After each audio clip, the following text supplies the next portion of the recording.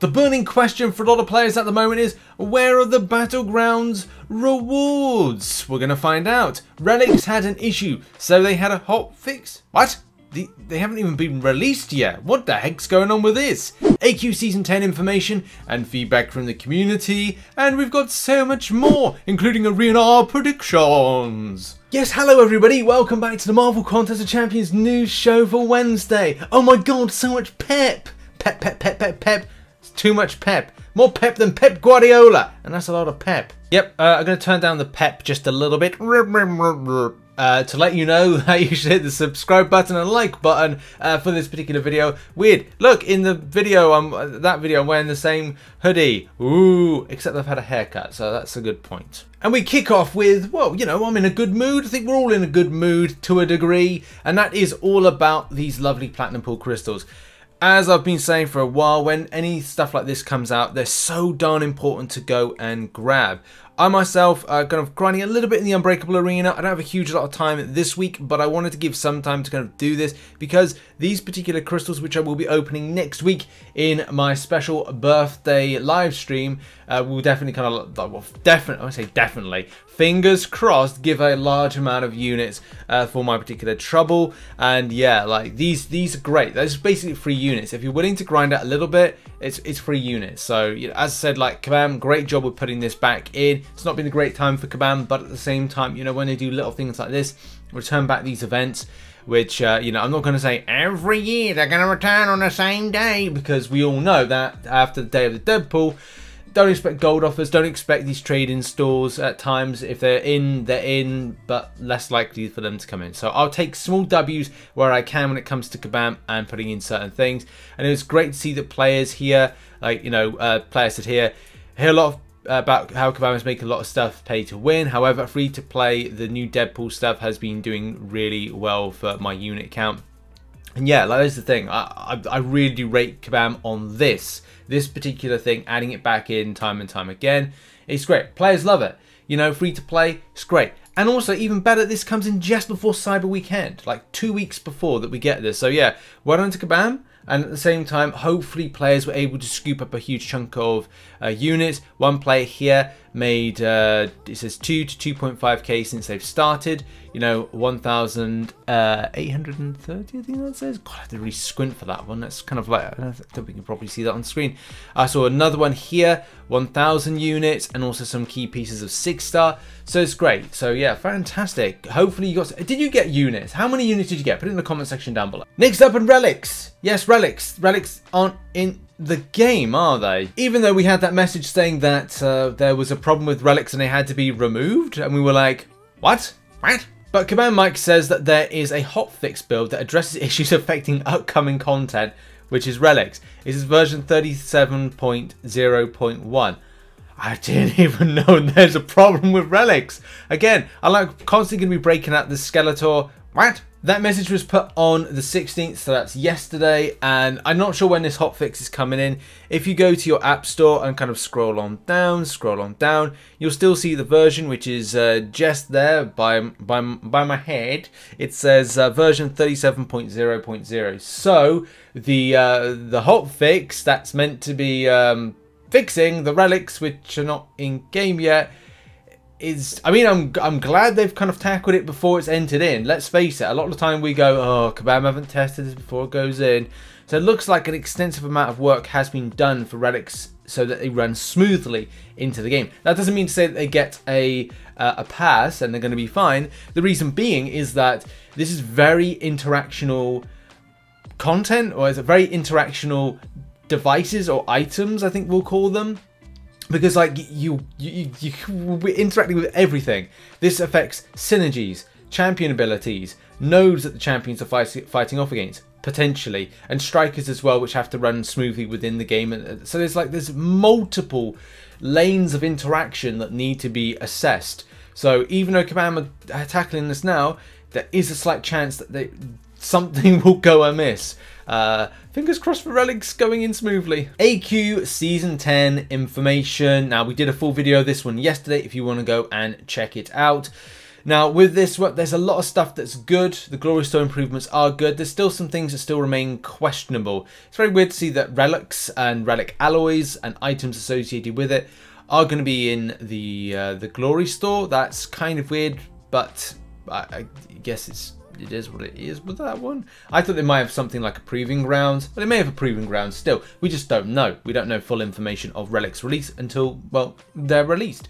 And whether or not that's going to be this week, or it's going to be next week, or it's going to be towards the 30th of November, those are key dates that I want to say. 21st, 25th, and 30th. And as I said, it could be cases today. Like, I just don't know. I just don't 100% know these things with it. But there's been some questions, and one of the big questions that I think I have is same thing a lot of people have. Is with the game kind of going a certain direction, we got rank 5, 6 stars that are going to be around the corner.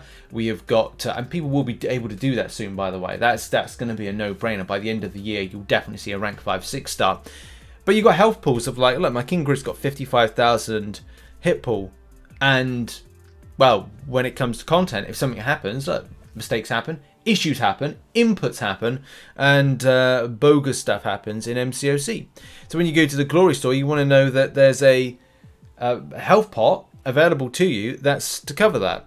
But sadly, you've still got this level 4 one that still scrapes to 9,500. Now I need 5 times as much of that in order to at least kind of feel like it's comfortable with that champion. Granted, King Grid's a bad example because he will have the regeneration, but the point I'm getting to is the extent of health pools as they continue on and they expand.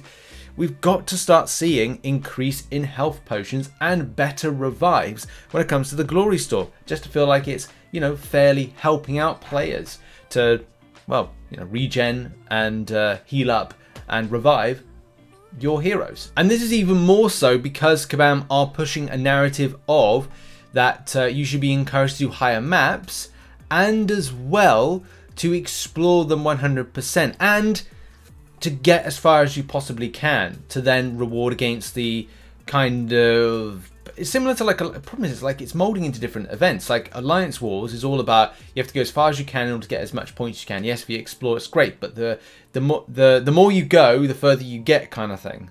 Now in the video yesterday we did go over the extent of, like, there's a lot of things players really want to see within this mode, and I really hope that Kabam would listen to them, especially because for the most part, incursions, a lot of the things that players had as ideas to improve the mode were in there. Solo mode within incursions was done, rewards bump was done, there's a few scuffy things with it, but predominantly it was a solid buff to incursions. So it's very weird to kind of like look at something like AQ and seasons ago. Yeah, okay, there was good stuff. We had some great things when it comes to the buff of the Glory Store, a few things here and there, but there are a few things still missing from it, especially because a lot of players will do AQ more than they do incursions. It is more of a regular rotation of things around, you know, you would do what, 4? Yeah, I'd say 4, maybe even more than that, maybe even 5 AQ cycles within a month versus doing incursions, which you may do, some players they'll do 3 sectors once and then that's it, done for the month. So with this mode, it really needs to be a case of listening to players' feedback on stuff and kind of changing it in certain ways that kind of reflect what players are saying that their frustrations are, whether or not it's stripping down and looking at the AI, or it's a case of looking at things like the ticket system and how that is a bit of a bugbear because you are spending some of your resource that is meant to be, and as Kabam say, that it's meant to be kind of put towards things like rank ups. So it's kind of like a double negative. And as I said, for me looking at it, like the chase reward situation is that it's, well, stripped down a lot. There is some available to purchase with Glory when it comes to tier 3 alpha and tier 6 basic, but as the game evolves, this is why we'll need an update just like that, because we've got rank 5, 6 stars coming into the game. That means more tier 6 basic and tier 3 alpha required. And for the top ends of players, and I'm not talking about myself, but I'm talking about the people right at the very top, they're going to need more chase rewards and items. So it's odd that on a kind of daily basis or map completion or 100% basis, that there's not things at tier 3 alpha and tier 6 basic in those particular completions of those particular, you know, maps. Like, you know, map 8 is like, oh, you get tier 5 basic and tier 2 alpha. What, we in last year all of a sudden? But in any case, what are your thoughts on the AQ changes? Put it in the comment section down below. And now we move on to Battlegrounds Rewards. Where are they? And I saw many people going, like someone said, I need them. I need the rewards now. Give me them now. Early June. Yeah, exactly. Yeah, it does feel like that. It's going to take a while. But there is a response. Like, as much as we kind of like joke, there is a response. That Kabam Mike says Battlegrounds Rewards will be coming in a few days. So this was on Tuesday, I want to say. No, Monday actually. Monday.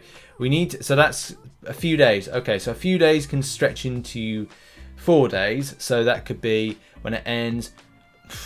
Tuesday, Wednesday. I reckon Friday at least. It could be a case we might see them.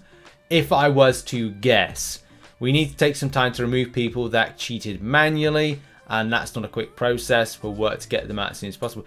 I can imagine this is like a bit of a, not a drag on Kabam, but I'm sure they're going to be looking like Battlegrounds is a blessing and a curse. It's a great new mode that's coming to the game, but trying to police it is such a different thing. Because, and difficult thing, that they are literally allocating more time. The same with the gifting event. The gifting event took so long. I think it was like, you know, was it after it was done like a week to then filter out the people that cheated and didn't cheat. And that, again, is just a complete rigmarole. However, though, Kabam have got to get this right this time because they still haven't compensated those and they completely closed off those that small amount of alliances got affected by lesser rewards as a result of their mistake, which is still a weird thing, you know. Kabam, weird as heck. Kabam Mike does say, I know you've been grinding for a while, but we're asking for a little more patience. It takes quite some time to vet our list, and we want to take the time to ensure that we are doing this as fact as we can, while taking our time to ensure that we are as accurate as we can be. This is not easy and it's meticulous. While some might be obvious, others require a lot more nuance. And that's just the thing, isn't it? This is why we need new technology, and I think Kabam are working towards it, and this new person that's being brought in to kind of deal with this. And as I said, there are ways. If you look at other games, and especially more other mobile games, they've employed different technology, not people, but technology, to deal with how they sense things and pick up things and stuff like that. So I really wish the future, like a bright future for Battlegrounds, but as I've always said, I don't think it's going to be in a good place until after Season 4. You know, when this new person's had time to settle, new technology has been brought in to deal with it. It's great game mode, just needs work. And we end the show on this, and that's Arena Predictions. Arena Predictions for Shuri and for Wong, which is in the basic. For round 1, I've gone with 260 mil for 6-star Shuri. The reason I'm going that high is like recently with a spot arena, it kind of felt like there's more grind. And look, there's not much going on in MCOC at the moment, so it could be a case that the grinders may come out. But then other stuff happens and that 260 mil slowly goes down. But I'm sticking with 260 mil for that one. 5-star Shuri, I'm going with 55 mil. Again, based on a recent spot arena, and that being the kind of meta for grind potential. 55 mil seems a little bit kind of like on the mark. It could go a little bit higher, or it could go a little bit lower than that one. 6-star Wong, I'm going with 65 mil. Again, this is one of the champions I think a lot of players will go out for. But again, it just does depend. Is it going to go 65 mil close to what Scorpion did recently, or is it going to drop down to something like, you know, 55 mil? But I think that 65 mil may be the mark to go on. And 22 mil for the 5-star version of it. I just think there's a lot of good defensive qualities with Shuri that makes her very interesting for Battlegrounds. But again, it just does depend where the line in the sand is with the grind for players. So yeah, we'll see what happens with the results when they come in on Sunday, and in the MCN when we collect them together for the Monday. And just before I finish, I want to give a massive thanks to those that support the channel as a YouTube member and as a Patreon. You're on screen right now. Thank you so much for keeping that love and support. Also, those that support on twitch.tv/RichTheMan live. I will be back live streaming today. I've had a lot of things and projects I've had to complete this week, especially because I'm taking a little bit of time off towards the end part of the week. So yeah, I should be back today, but I will be doing a little bit of MCOC, tiny bit, before we go on to Warzone 2.0. We'll be playing Warzone 2.0 tonight with the lads. Should be a good one. Look forward to seeing you there. Check out some other content located on screen. There's one more video today, and I look forward to, well, playing alongside you later on. Cheers, everybody. Bye-bye.